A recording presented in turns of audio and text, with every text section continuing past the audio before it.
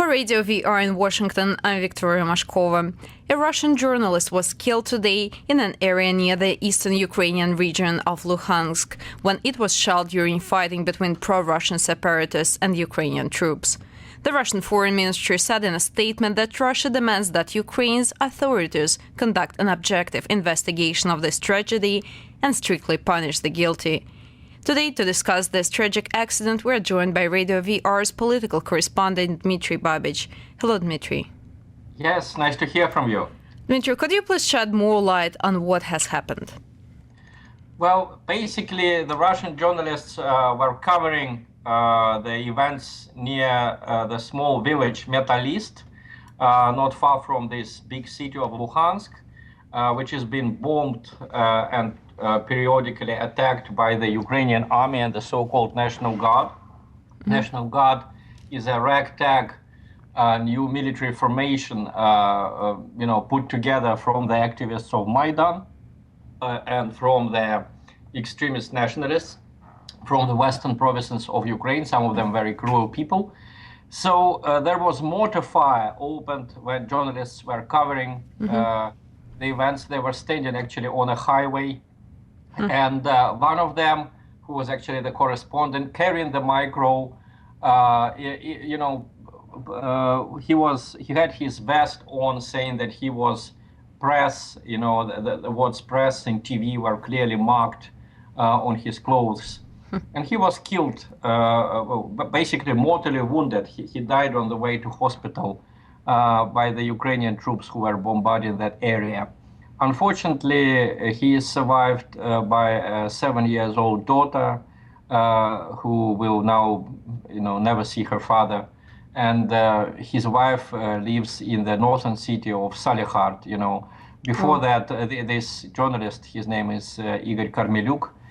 He has been working in the north, covering the Russian Arctic for several years. Then he moved to Moscow, and this was one of his first assignments to war in Ukraine. So, Dmitry, does this mean, besides for this, it is a tragedy, and we know that it wasn't just Korneluyk, there is apparently other Russian journalist, his colleague, who is still missing, that we do not know of his location. But speaking of Igor and some other journalists that actually go, like you said, for the first time covering war, and we, I guess, can call this war in Ukraine. Yes. Do they have good enough training for that? Some of them are experienced journalists who had gone to war before. Some of them are young people. Officially, there is no war in Ukraine. The Ukrainian authorities call it an anti-terrorist operation. And just like the Russian authorities under Boris Yeltsin called the war in Chechnya an operation on re-establishment of constitutional order. But in fact, it is a civil war because there are literally hundreds of people dying. Unfortunately, the international community, which is usually very attentive to any kind of violence involving, for example, the Russian government troops, this time the Russian government troops are not involved. So the international community turns a blind eye very often to what is going on. And the Ukrainian authorities view Russian journalists as enemies. You know that there is a ban for Russian males between 16 and 60 years of age on entering Ukraine without a special business. And of course, no Russian journalist is welcome. Maybe they make an exception for the pro-Western liberal radios or newspapers. These correspondents worked with the Ukrainian army, which are, performing their punitive missions in the east of Ukraine. But most of the Russian correspondents, of course, go to the areas controlled by the militias and by the newly founded Donetsk and Luhansk republics, which recently united themselves into a new state, which they call Novorossiya or New Russia. And I think it's natural that Russian correspondents go there because this is where civilians are killed. This is where the war is going on. And unfortunately, this is a war in which mostly people speaking Russian as their native language are dying. So it's quite natural for them not to go to, for example, Mr. Poroshenko's inauguration in Kiev, but to go to these areas. Yeah, but Dmitry, how responsible it is for the owner, not for the owner, but let's say for the management of this particular correspondent to just send him, like he's been covering something else, and all of a sudden he finds himself in a pretty severe circumstances. Who's going to take responsibility for his death besides the Ukrainian troops who eventually initiated this attack? Well, I think that the responsibility is, of course, with the people who fired the shells from the mortar. As for his employer, this is the Russian state television. He was dispatched to Ukraine to cover military activity. Let's call a spade a spade. And I remember how journalists were dispatched to the war in Chechnya. I myself was one of these journalists. Yes, it's a dangerous profession, and unfortunately, risk is part of that profession. I would repeat that Igor Korneluyk was not a professional war reporter. There are very few professional war reporters because there are not. War is not a normal condition, especially for our part of Europe. We didn't have we haven't had war in Ukraine since 1944.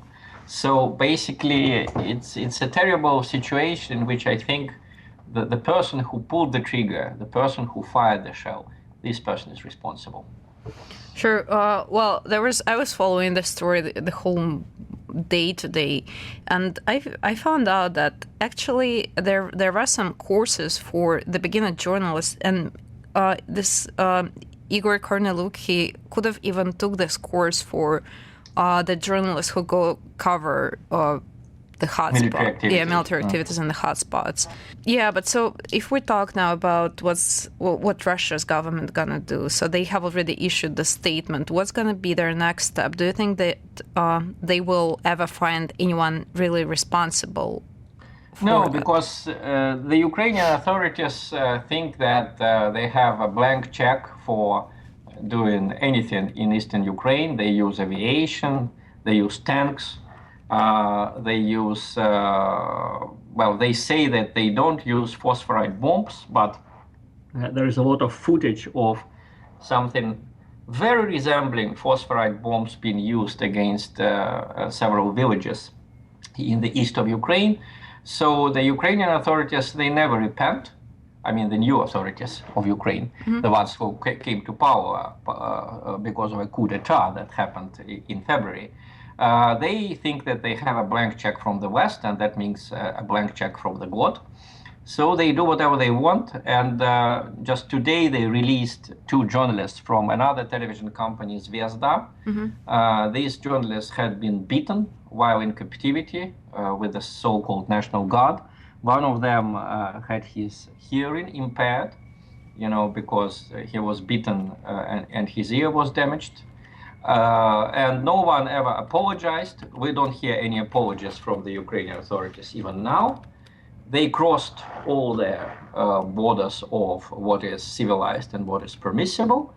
And I don't think that dialogue will be easy, especially after the foreign minister of Ukraine used, the swear words and used the language which is not fit for print in his description of President Putin. That makes the dialogue even more difficult.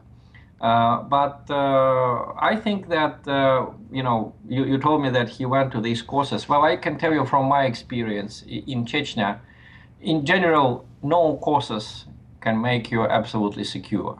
Unfortunately, when you are in the zone of military activity, people who pull the triggers, people who give the orders, they are the masters. And you cannot take enough precautions to guarantee yourself 100% security. So I think that, unfortunately, journalists, when they work in the zones of military activity, they are hostages to the moral state of the military leaders who conduct the fighting there. What I would say is that journalists are at risk in war zones, but usually when journalists die as a result of the actions of the military, usually the government apologizes. I remember that in the United States, when an American female journalist died in the first days of the war because there was a bombing raid and she was killed by a bomb, I remember that the Russian government apologized. So, and when a journalist is killed by government troops, when a journalist is beaten by the so-called National Guard, and the government does not apologize, that's a very special situation, which is not very typical for civilized countries. Well, in Russia, of course, the reaction is a very angry one. There are calls for establishing a no-fly zone in the east of Ukraine. It's quite understandable that if Russia tries to do that, and Russia can easily try to do that, the reaction from the West will be very negative. But so far the militias in the east of Ukraine have been pretty effective in downing the planes by using their own firing weapons. So hopefully the bombings will stop thanks to negotiations. And if they don't stop thanks to negotiations, I hope that at least maybe the military pilots will be too scared to fly their aircraft to attack cities like Luhansk or Donetsk. Yeah, and if we remember this tragic death of a Russian journalist, it's not the first one in the course of events unfolding in Ukraine, because last month an Italian photographer and his Russian translator were both killed by fire in the same region of Luhansk. Do you think that's going to change the perception of the world community, those people who try to protect the journalists, try to analyze the situation in the country objectively? Is it going to change something? Will this drive more attention from the world community towards what is really going on in Ukraine?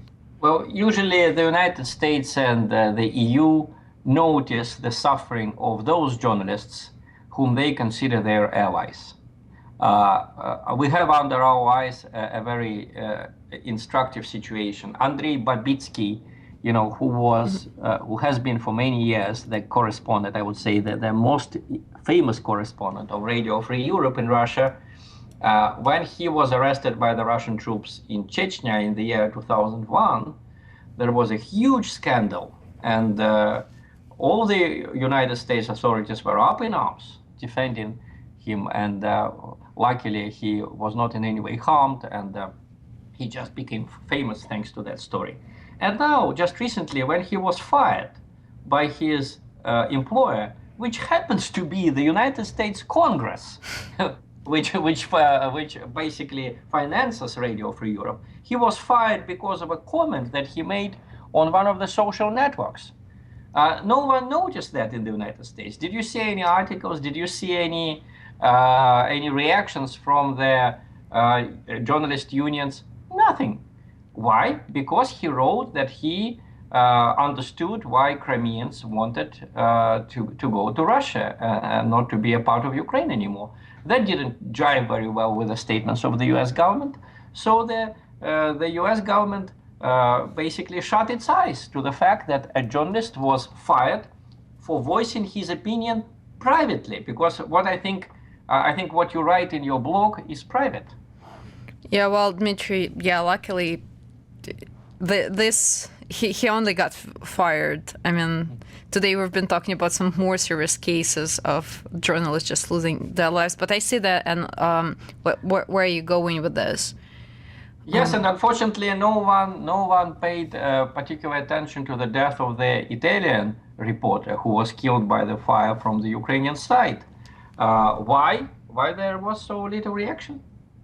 It's very easy to explain, because if you believe the mainstream Western press, the Ukrainian troops in the east of Ukraine, they are just fighting terrorists.